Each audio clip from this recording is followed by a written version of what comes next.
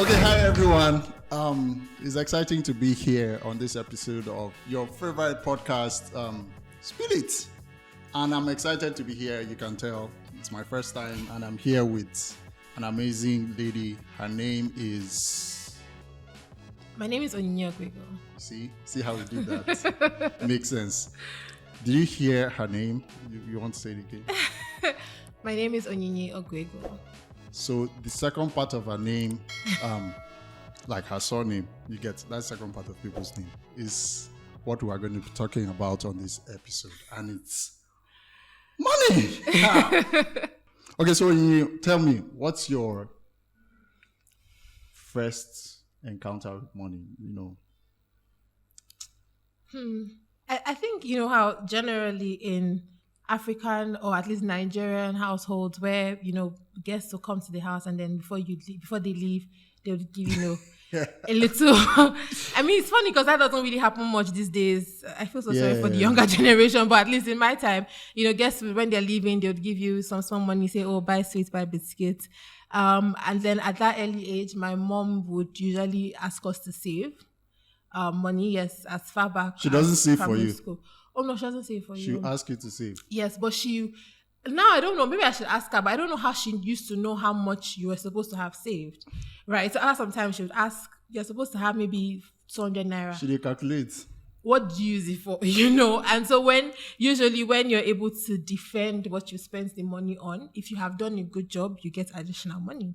So that was one. And then I think another thing was during holidays, my parents used to give us money for every chore that we did, and it was kind of like a win-win situation because the house was always spotless. Like we used to struggle to sweep and mop and all of that. So for sweeping you could get maybe 20 naira, 10 naira, then, and at the end of the holiday when you now defend what you used all the money that you made during the holiday, if you've been able to save a bit or you have a reasonable defense for how you use the money, you get additional money. So sometimes your pocket money is then doubled because you used it properly. So I think that was an early introduction to money management.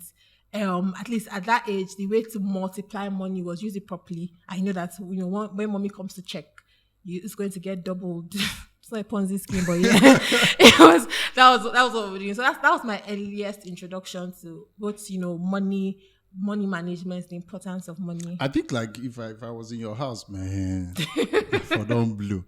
Well, I mean, for me, the first way I made money was that okay, my mom will not say this. I was paid to eat. I don't like to eat, so they used to pay me to eat certain type of food. Growing up, I used to like Cerelac, only Cerelac, and it was expensive. So they would pay me to eat a bar, pay me to eat, all those things. What did you use the money for? Do you remember? I remember.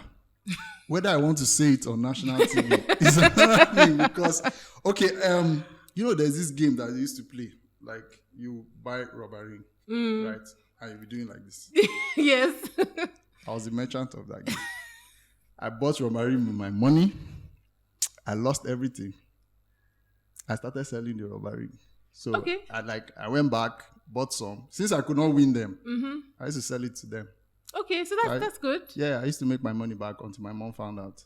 Because that game was for rough children. So she beat me. So tell me, I mean, people want to know a lot about money. Money is a subject that everybody now wants to know.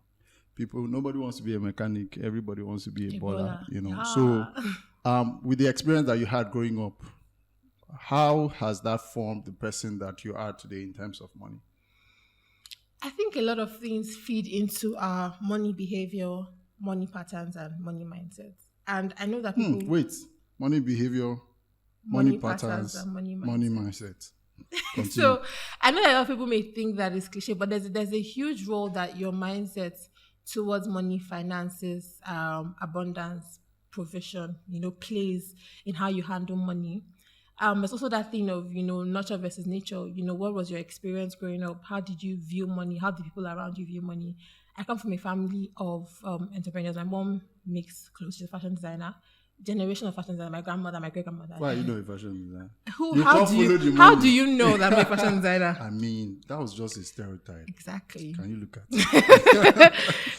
And then my dad also, works for himself, a power consultant, and a couple of other businesses. So I saw my parents over time always being fully responsible for their money. What I mean is that there wasn't a standard paycheck coming at the end of the day. So it's kind of like, what you put in is what you get out and things like that. Yeah. So aside the fact that, we had to, by force, sort of, manage money every time we were giving handouts, I could see how disciplined my parents were. Because, now people will say the whole, I want to be an entrepreneur so that I can have time. I don't have to wake up early in the morning. My mother... Those people are not entrepreneurs. Do you understand? My mother till today is at work by before 7 a.m. I've learned that, with regards to even creating money, everything you're doing, there's that discipline and just having that mindset of, okay, once I can create this value, I can get paid for this. Yeah. So for me, I feel like I have that money mindset privilege because of the people that I've been exposed to. Money mindset privilege. Yes, Nice. and it's a privilege that before I used to be shy of, because then I felt like, I won't be able to relate with the next person who did not have access to maybe business-minded parents, or who did not have access to people who cared, or not cared, but then just did not necessarily do anything intentional. And then having access to those kind of parents, so I started business very early. In primary school, I used to sell sweets, toffees. Wait. Everybody used to say something in primary school. Oh yeah, because I think so. I'm beginning to doubt this thing. Because parents now be telling, I saw this thing in primary. By me now, I'll tell you, in primary school too, I used to rent bicycle. I didn't know how to ride bike. So all the bicycles they gave me, I used to rent it to. You see, all of us did business. Yes. But nobody get business mindsets now. Exactly, that's what I was coming to. So what happened? Why did it just fizzle out as we grew older?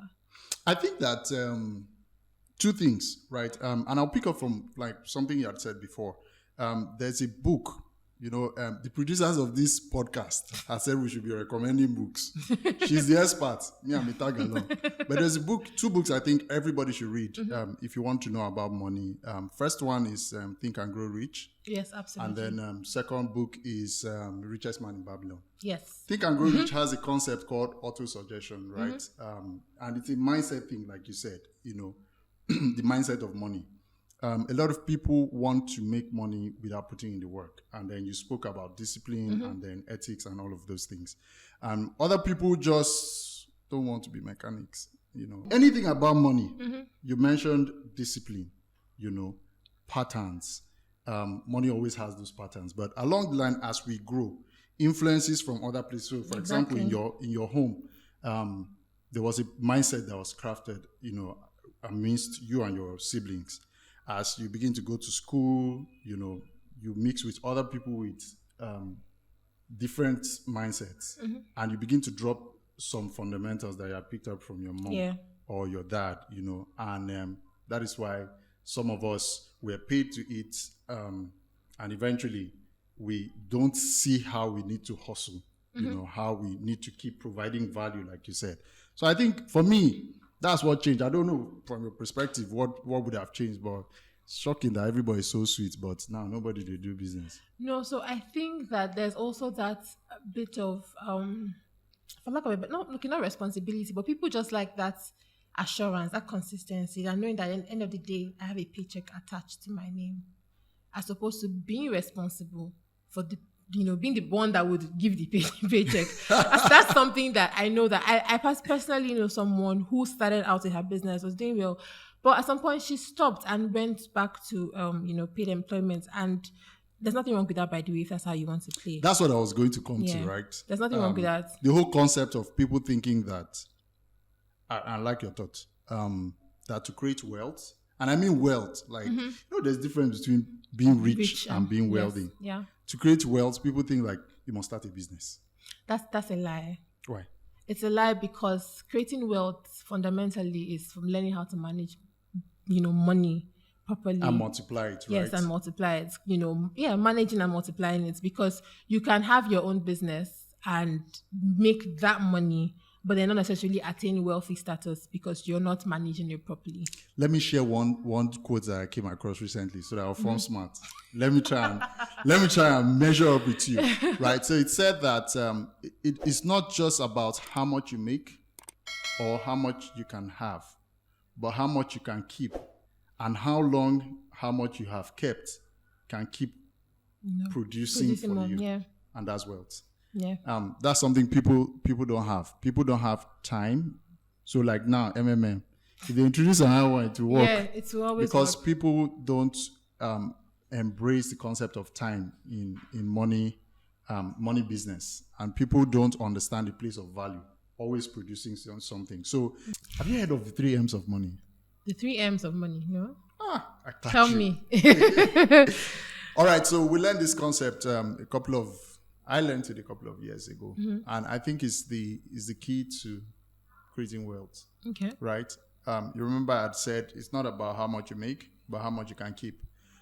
There's make money, which is the value addition thing that you spoke about. Manage money, which is largely about discipline and budgeting. And then there's multiply money, which is investment. Right? What's your thought on that?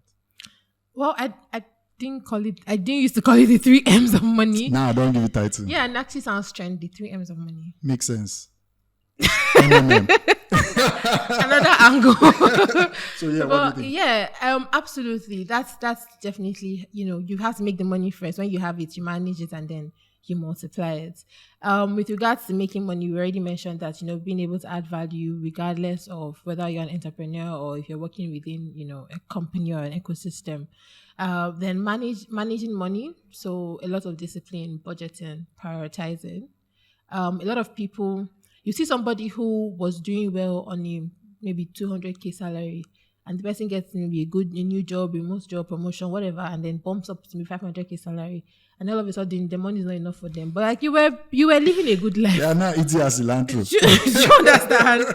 You're all of a sudden all the things I used to do is you're too big for them and things like that. So just prioritizing and then everybody is just thinking about where can I put 200K and make 500K at the end of the year.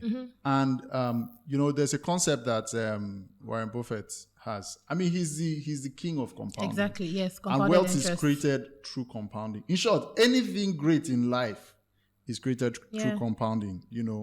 Little tiny drops consistency that eventually make an ocean. I saw a video by Iboku Awushika where she was saying some people, like, they have sand, some of them just scatter the sand, and when the wind blows, it comes to take away. But some people make bricks from their sand, and then anytime they peel the sand, peel the bricks, they have sand. Yeah. And if wind blows, it cannot take away because it's formed. And people just don't have that concept of delayed gratification. But wait, let me ask you this one. Very important question. Are you ready for me? Okay. You see where I'm going with it. You cannot see it. What do you think about frugality, right? Because the whole concept of budget, me personally, that budget is great, theoretically, but to be saying live below your means, that whole concept of live below your means, frugality and all of that, what do you think about it? Does it work? Is it sustainable? Is it realistic? What do you use it? Does it work? Yes, it works. Is it sustainable? Yes, it is. Do I use it? Yes, I do. Powerful. So let me now do my own. Does it work? Yes. Is it sustainable? No. Do I use it? You don't. No, so it's I think again at the core of everything with generally, and like you said, being great, there's a role that discipline has to play. And for me, how I handle my budgeting, right? So I get inflow, money, salary, and then my first bit, I'm a Christian, so 10% tithe. Powerful. Then I pay myself first, which is savings, strict investments, right? So I have a pool of, this is savings that I can also, if I want to invest, if I see a great investment opportunity, then I would take from that pool to invest in. But I'll typically put it in a high yield savings account so that, while I'm still deciding what's the next best investment opportunity, it's also yielding some sort of interest. Is that like a mutual fund or? So there are mutual funds, there are some fintechs. I'm going to do a shameless plug in my stash. It's fine. Oh yeah, I didn't mention it at the beginning. She's a Texas. So my stash also has high interest saving accounts. And then we also help with active budgeting because this is a pain that a lot of people have. I see what you're doing now. No, I mean, immediately you asked. we don't talk. We also. That's fine. But so we help with active budgeting because we had a lot of people who have said it's not enough for me to just save because I'll just go and collect it back. Save. So yeah, that's actually where I was going to. I think that one of the also is from a book, so it's not my knowledge. Again, I'm not the expert. Now she be Texas. You heard her saying we. Me, I'm talking about me and the book that I read. It's more about the habit and the tiny little things. So I see that people, experts like you, say save 20% of your salary, 30%, and they have those very sweet this thing, ratios, 60, 30, 10, and all of those things. And I found that it doesn't really work that way in this part of the world. Again, because there are so many variables. There's black tax. That uncle in the village that just thinks that you're in Abuja, you've made it. No, that you're picking money from the street. I think so. And especially you now, with this see the way you put up. Everybody was looking at you like, you have money. The security downstairs is thinking, where don't ma? As you go downstairs, they've washed your car. So now there are all those things. Yeah. I found that it is better for me to say, I'm going to save 1,000 naira every month for 20 years, and I won't stop. The only thing that can happen is I'll increase it. But you see, that money is never coming back. So it's not like an emergency fund. And when people say save 30% of your earnings, they really don't give people that, okay, that 30% should become 100%. And then the 100% this percent should go to emergency. And then that percent should go to what you're saying, like looking for investment opportunities. Yeah. So why don't you people preach inspired to Maguire? Why don't you people preach it that way? Inspired to Maguire. So I think first of all, what's the best way to build a habit? Do it consistently. Okay, good. And what's the best way? But little chunks. Yeah, that's consistently. fine. But what's the best way to do the little chunks consistently? Do it. Let me tell you, automate it. Oh, you still go and sell my stash again? But no, I'm not even selling. I'm just saying that if the points where you're able to automate certain daily habits, it makes it very easier, like much easier than. Should I give you a scenario? Tell me. To show you how bad I am. I don't even think I should be talking about money. I don't know how they allow me on this show. Well, is it not when there's money in the account? Absolutely. That my stash can debit me. Yes. So immediately money comes in, I you will remove swipe it. and it will finish.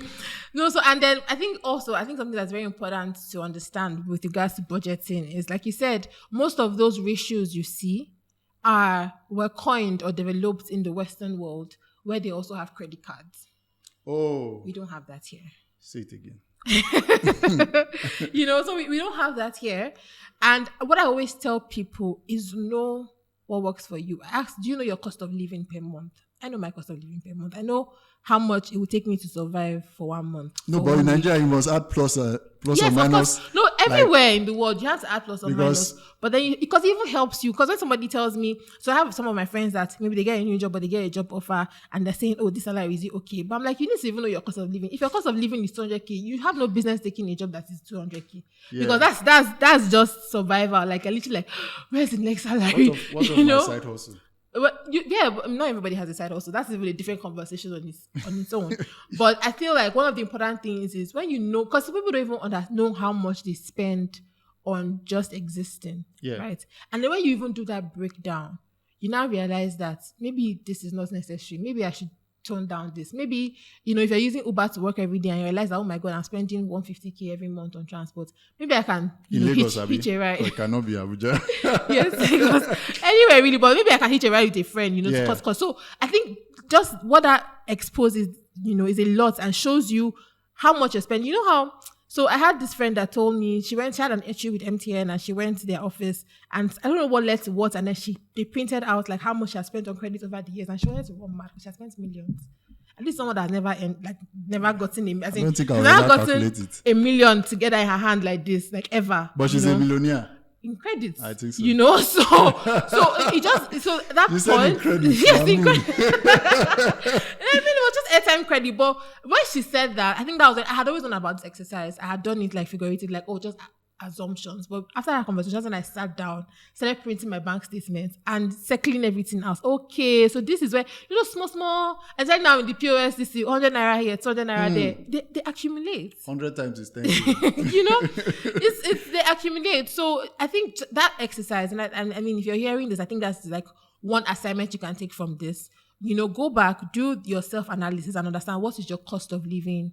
What does it cost you to exist for a week, a month, and necessities, please don't add bowling, lunch and cilantro and just necessities. What does it cost for you to, exist for this period of time? And then you help you. That's part of my lifestyle. What's chilling? Just add cilantro specifically. I think there's a place for fun, but I mean, I think shouldn't be moderation, excessive. exactly. I think one of the things that you've said that is very key, right? It's that cost of living. A friend of mine, great guy, put it this way. He's also one of the experts, that you should know your financial security number. I think that's what he calls it. I can't. Really. Yeah.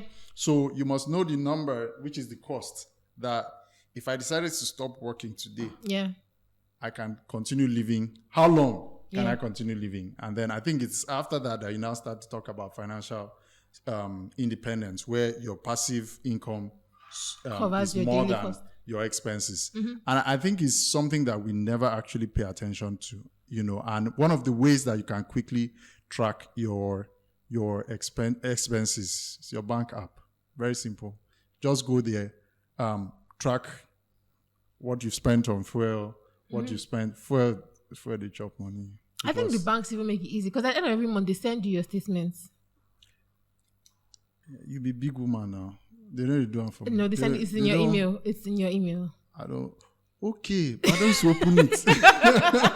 I think so. This is. I feel like this babe has been talking to me, but just going through the corners. But it's fine. It's in your email, so it made it very easy. What do you think is like best advice for anybody like me who doesn't care about budgeting, this whole money thing?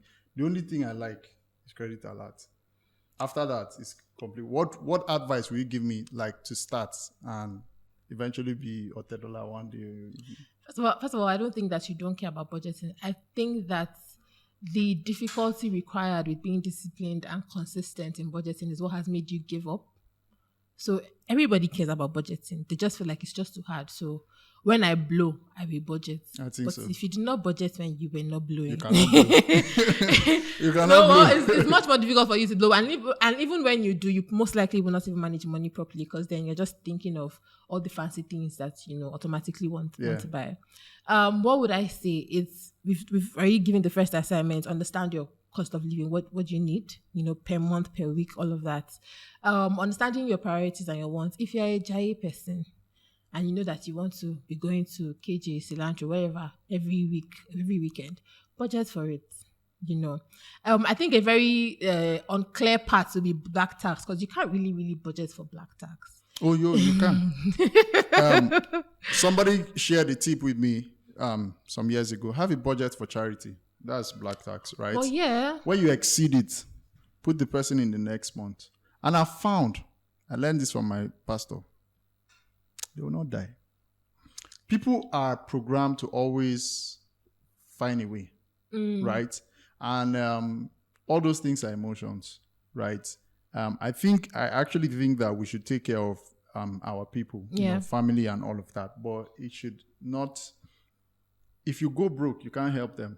So you must also always ensure that you have your life jacket so that they don't make you sink. I think you can do that. Black tax, and then a quick trick for Jai people like me, right? Gather the Jai. Don't do it. Don't spread it. No. Go one day. If you can. All of you.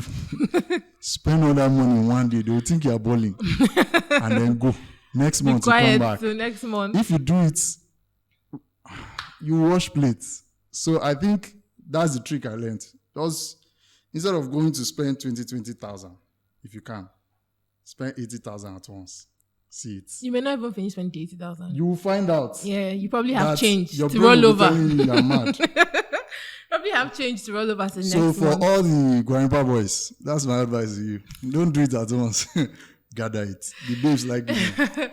I think another thing is there are some people that most of their black tax is dependent on maybe health issues. Yeah. And that's what I was thinking about when I said, you can't really put a cap on it. But I think if you find yourself in that situation, then it will be much more cheaper if you just pay for health insurance. There's a phenomenon that Health is wealth. health is wealth, and we play this our generation. Yeah. We just they play. You see that in your family there's diabetes, there's arthritis, there's all those things. Your parents have it, and you're managing it. But And yes, you're not doing Goldstone knows anything your about favorite it. order. I actually know somebody like that. Like Goldstone knows your favorite order. This is your sub, catch it. No, but I think we should pay more attention to because somebody said that every millionaire is a sickness away from being broke. Oh yes. Right. So until you hit billion, don't play. So guys, this has been so fun talking to Onyinye about money. I'd like to hear what you guys have to say. See, this is my first episode. I know for my hands. Comment, share this thing with your friends. Look at this lady that has been sharing wisdom for you people. And wait, sharing wisdom, pun intended. Right. So you guys, make sure you like, subscribe, share. Commenting is compulsory. Even if you don't comment for me, I don't know anything. Look at her. She has said so much knowledge. I hope you guys enjoyed this episode. Do you have anything to say? Yes, I think if you want to take immediate action, you can sign up on my stash. We have active budgeting too to help people like you. Actually, I'm going to personally ensure that once we're done, yes, if you want to see me host this show again, just comment below that you want to see me. And if you want to see her, I think she plans to come and do a webinar sometime. I hope the producer will give her the opportunity. So catch you next time on Spill It!